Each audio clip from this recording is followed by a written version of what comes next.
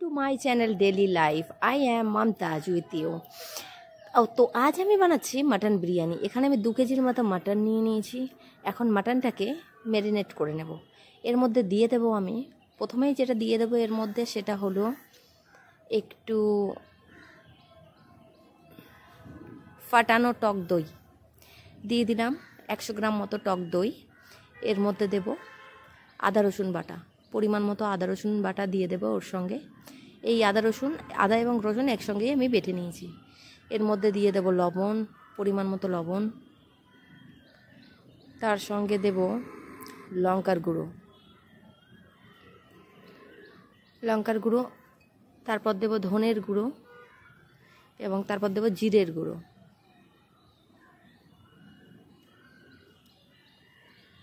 একটু হলুদ গুঁড়ো দেবো। হলুদ গুঁড়ো আমি কিন্তু পরিমাণে খুব বেশি দেবো না, জাস্ট অল্প, মানে আমি বাকি মশলাগুলো যেগুলো দিলাম তার তুলনায় কম। দিলাম জাবিত্রী, দিয়ে দিলাম দালচিনি, দিয়ে দিলাম লং, দিয়ে দিলাম এলাচগুলোর আমি মুখটা ফাটিয়ে একটু একটু করে মুখটা ফাটিয়ে দেব। দিয়ে দেবো 4-5টা এলাচ।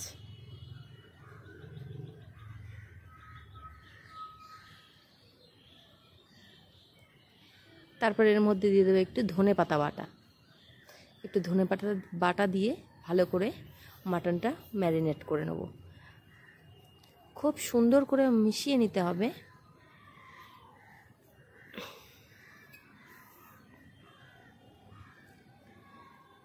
সুন্দর করে মেশানো হয়ে গেলে এটাকে রেখে দিতে হবে 1 ঘন্টা। 1 ঘন্টার মতো আমি মাটনটাকে ম্যারিনেট করে রেখে দেব।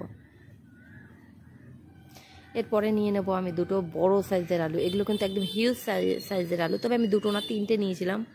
আলুগুলোকে সুন্দর করে আমি ধুয়ে নেব।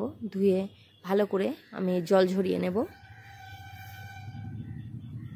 আর মাটনের আলু মানে বিরিয়ানির আলুগুলো কিন্তু একটু বড় বড় সাইজের কাটতে হবে। এবার আমি একটা কড়াই নিয়ে নিয়েছি।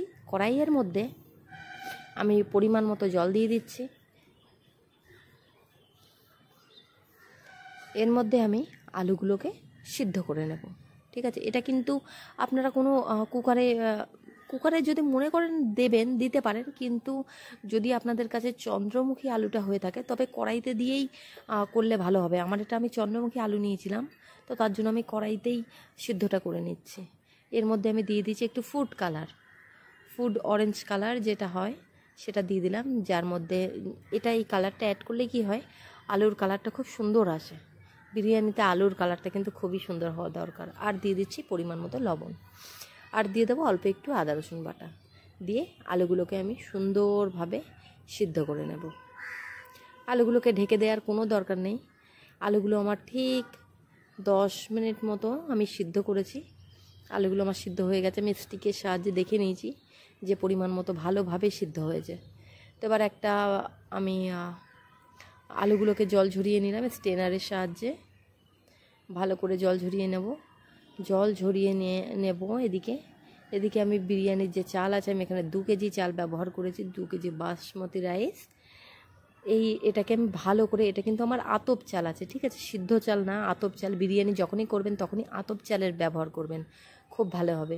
3 বার করে ধুয়ে নিয়ে আমি চালটাকে ভিজিয়ে রেখেছি। কুচিয়ে নিয়েছি পেঁয়াজ, আমি 4খানা পেঁয়াজ নিয়েছি। এখানে একটা ফ্রাই প্যানে কিছু সাদা তেল ব্যবহার করব। সাদা তেল দিয়ে আমি পেঁয়াজগুলোর বারিস্তা বানিয়ে নেব। পেঁয়াজগুলো যখন আমি এর মধ্যে ব্যবহার করব, আমি হাতের সাহায্যে একটা পেঁয়াজ যেন আলাদা আলাদা হয়ে যায় এইভাবে আমি ব্যবহার করব। এইভাবে আমি স্লাইস করে দেব। একদম যেভাবে পেঁয়াজ কাটলেন সেইভাবেই কিন্তু একদম কড়াইয়ের মধ্যে দিয়ে দেবেন না। এমনভাবে করলে কি হয়, পেঁয়াজটা অনেকটা ক্রাঞ্চি হবে, শক্ত হবে এবং আপনার টেস্টও ভালো আসবে। একটা পেঁয়াজের একটা রিংস আলাদা আলাদা হয়ে যাবে। তো এটা এখন পেঁয়াজটা দেখতে অনেক নরম লাগছে, কিন্তু আস্তে আস্তে সময়ের সাথে সাথে এটা ঠিক শক্ত হয়ে যাবে। তো আমার এই পেঁয়াজ বারিস্তাটা খুব ফোকাস করে করতে হবে। পেঁয়াজ বারিস্তাটা যেন কোনোভাবেই পুড়েও না যায় বা একদম কাঁচাও না থেকে যায়। তো আমি এটা খুব সাবধানের সঙ্গে করছি। এবং ঠিক এই পেঁয়াজ বারিস্তা করতেও আপনার মিনিট 10 টাইম লাগবে। তারপরে এদিকে এখন আমি একটা কড়াই নিয়ে নিলাম, কড়াইয়ের মধ্যে অ্যাড করলাম সরিষার তেল, মাস্টার্ড অয়েল। এদিকে আমার একটা উনুনে হচ্ছে পেঁয়াজের বারিস্তা এবং আর একটা উনুনে আমি মাটনটা রান্না করে নেব। আমি কড়াইয়ের মধ্যে সরিষার তেল দিয়ে, তেল গরম হলে আমি মাটনের যে ম্যারিনেট করে রেখেছিলাম মাটনের পিসগুলো আমি এখানে দিচ্ছি, অ্যাড করে দিলাম।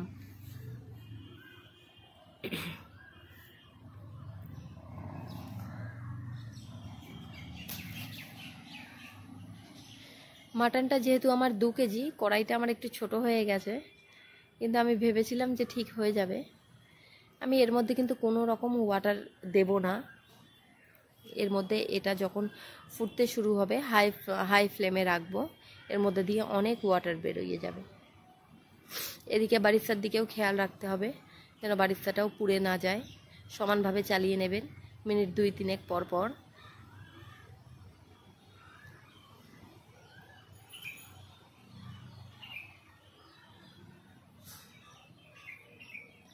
আমার বারিস্তাটা একদম প্রায় হয়ে এসেছে। এরকম পজিশনেই আমরা কিন্তু পেঁয়াজটা নামিয়ে নেব। এই যে নামিয়ে নিয়েছি, দেখেছেন কত সুন্দর কালার এসছে। একদম শক্ত হবে, ক্রাঞ্চি হবে আর অনেক টেস্ট দেবে, অনেক। পেঁয়াজ বারিস্তাটা একদম পারফেক্ট হয়েছে। এদিকে আমি কড়াইটা ঢেকে দিলাম, ঢেকে দিয়ে আমি আর একটা ওভেনে বসিয়ে দিয়েছি। আর তার পাশেরই আর একটা উনুনে আমি আলুগুলোকে ভেজে নিচ্ছি, যে আলুগুলো আমি সিদ্ধ করে রেখেছিলাম। আলুগুলো অবশ্যই বিরিয়ানির আলুটা ভেজে নেবেন, কারণ বিরিয়ানি না আলু, আমরা যেহেতু আলু খেতে ভালোবাসি, আমরা বাঙালি, তো আলুটা অনেকটা টেস্টি হওয়ার প্রয়োজন। তো ওই সিদ্ধ আলুই একেবারে ব্যবহার করবেন না। যে বারিস্তার তেলটা ছিল সেই রিমেইন অয়েলেই আমি আমার পটেটোগুলোকে ফ্রাই করে নেব। তাতে আমার বারিস্তার যে ফ্লেভার অয়েল আছে সেটাটা খুব সুন্দর টেস্ট হবে, খুব সুন্দর। তো খুব সাবধানে করতে হবে, যেহেতু আমার আলুগুলো একদম পারফেক্টলি কুক হয়েছে, মানে বয়েল হয়ে গেছে। একটু সাবধানের সঙ্গে আমি করে নেব সিদ্ধটা।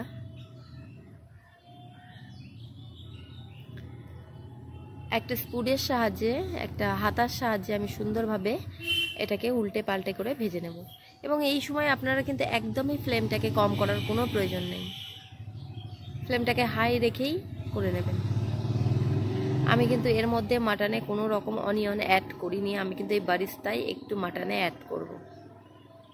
ওর বারিস্তা যা আছে এর মধ্যে আমি রাইসের জন্য কিছু রাখবো ডেকোরেশনের জন্য, আর আমি এর মধ্যে বারিস্তার অর্ধেক বারিস্তা আমি দিয়ে দেবো মাটনে। যে মাটনের টেস্টটা অসাধারণ আসবে এই বারিস্তার ফলে। ঢেকে দেবো। আমার মাটনটা একটু বেশি হয়ে গেছে কড়াইয়ের তুলনায়, কারণ কড়াইটা আমার আছে 1.5 লিটারের, আর আমার মাটন আছে 2 কেজি। তো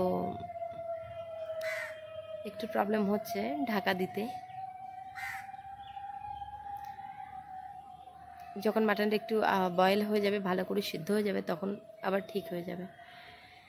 তো আমার আলু এদিকে অনেকটাই হয়ে গেছে। আমার আলুগুলো ভাজা হয়ে গেছে, অনেক সুন্দর কালার এসেছে। আমি আলুগুলোকে নামিয়ে নিলাম এবং এই প্যানেই যে এক্সেস অয়েল আছে এর মধ্যে আমরা বাড়িতে যেটা বিরিয়ানি করি, আমরা কিন্তু আমাদের বিরিয়ানিতে কাজু বাদাম এবং কিশমিশ অবশ্যই অ্যাড করি। আমার পার্সোনালি খুবই ভালো লাগে।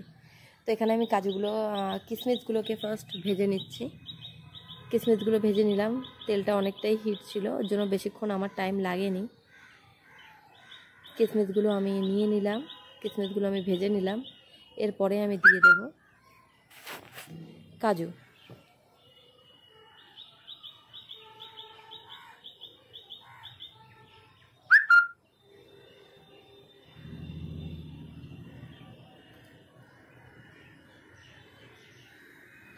আমি চেক করে নিচ্ছি মাটনটা কত দূর হয়েছে,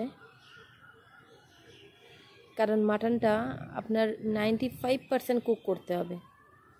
এর মধ্যে আমি দিয়ে দিচ্ছি একটু এভারেস্টের যে বিরিয়ানি মশলা আছে সেই মশলা এর মধ্যে, এবং একটু মিঠা আতরের কয়েকটা ড্রপ, 3 ড্রপ আমি এখানে ইউজ করেছি। করে ভালো করে নাড়িয়ে নেব।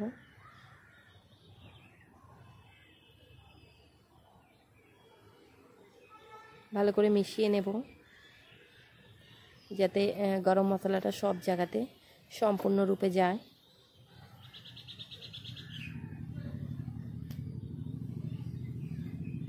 এবং একটা লিড দিয়ে এটাকে ঢেকে দেব।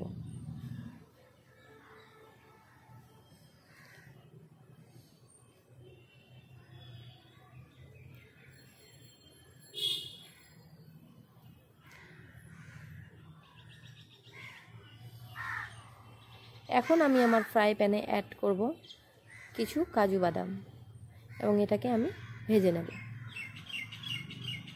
একদম হিটটা একদম লো হিট করে ভেজে নেবেন। এবং কাজু বাদামগুলো যদি নাকি আপনার গোটা থাকে, অবশ্যই নাইফের সাহায্যে ওটাকে হাফ হাফ করে নেবেন। আমার কিশমিশগুলোর পাশেই আমার কাজু বাদামগুলো ভাজা হয়ে গেছে, আমি নামিয়ে নিচ্ছি।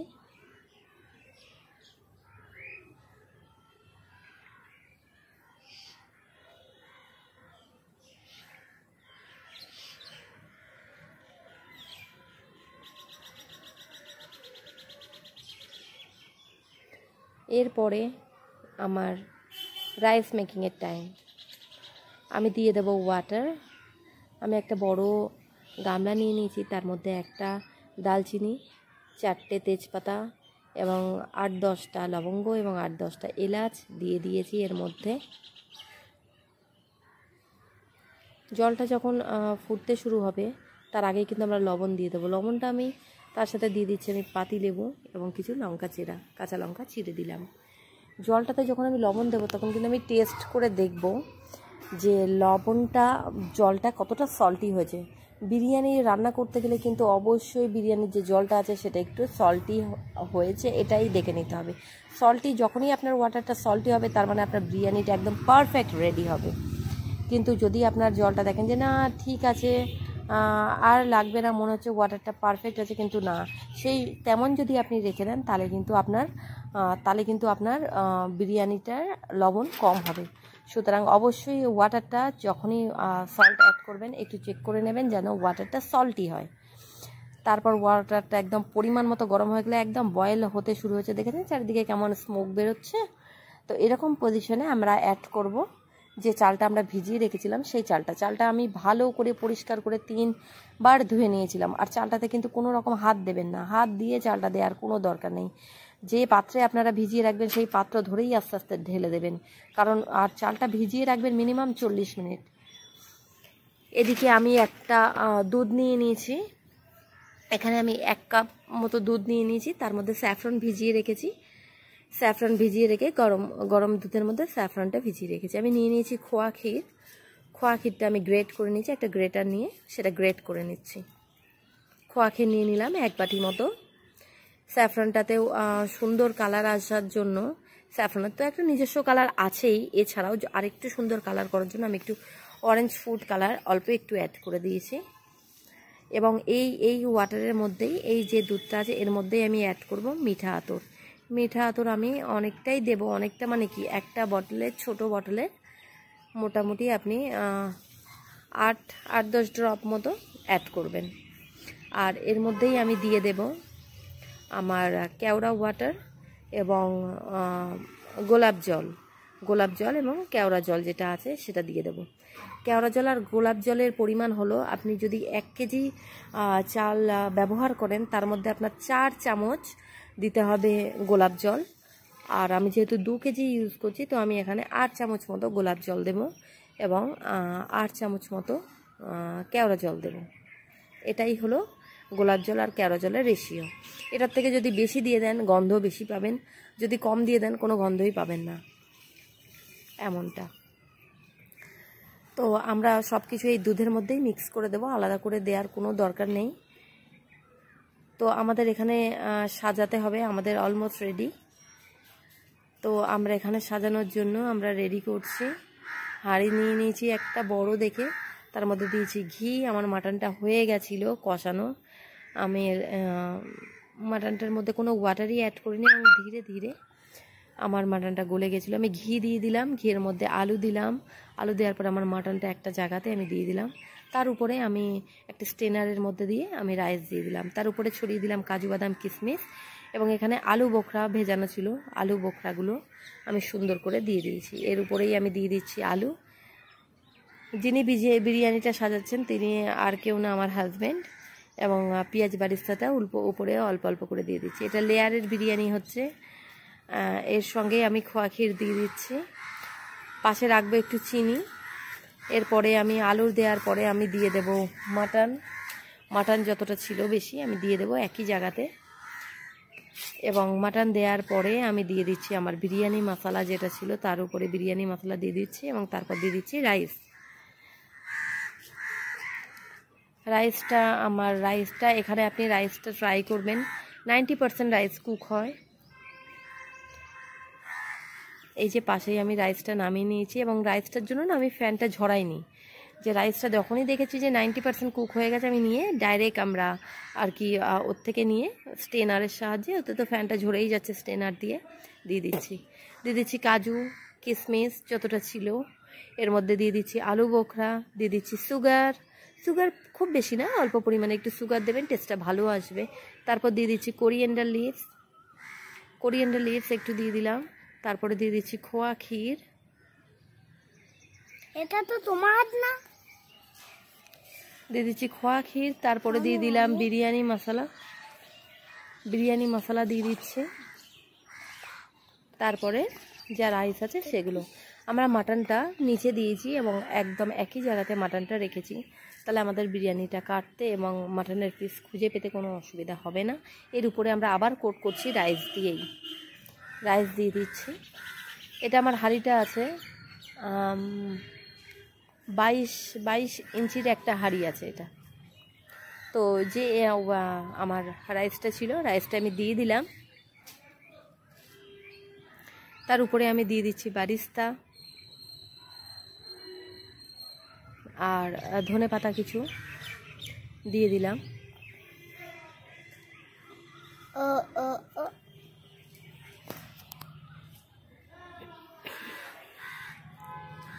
এর মধ্যে আমি দিয়ে দেব আমার বিরিয়ানি মশলা। এটা আছে বিরিয়ানি মশলা, আবার একটু অ্যাড করছি আমি বিরিয়ানি মশলা। খুব সুন্দর দেখতে লাগছে উপর থেকে।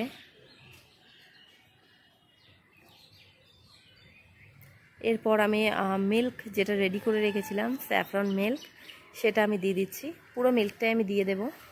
মিল্কটা দিয়ে দিলাম এবং এর উপরে আমি দিয়ে দেব ঘি। এখানে আমি 150 গ্রাম মতো ঘি ব্যবহার করেছি। এরপরে আমি ডাইরেক্ট হিটেই আমি পুরো হাঁড়িটা বসিয়ে দেব এবং ঠিক 5 মিনিট পরে হাই হিট রাখার পরে আমি একটা তাওয়ার সাহায্যে দিয়ে দেবো। আমি রায়তা বানিয়ে নিয়েছি, এখানে স্যালাড বানিয়ে নিয়েছি।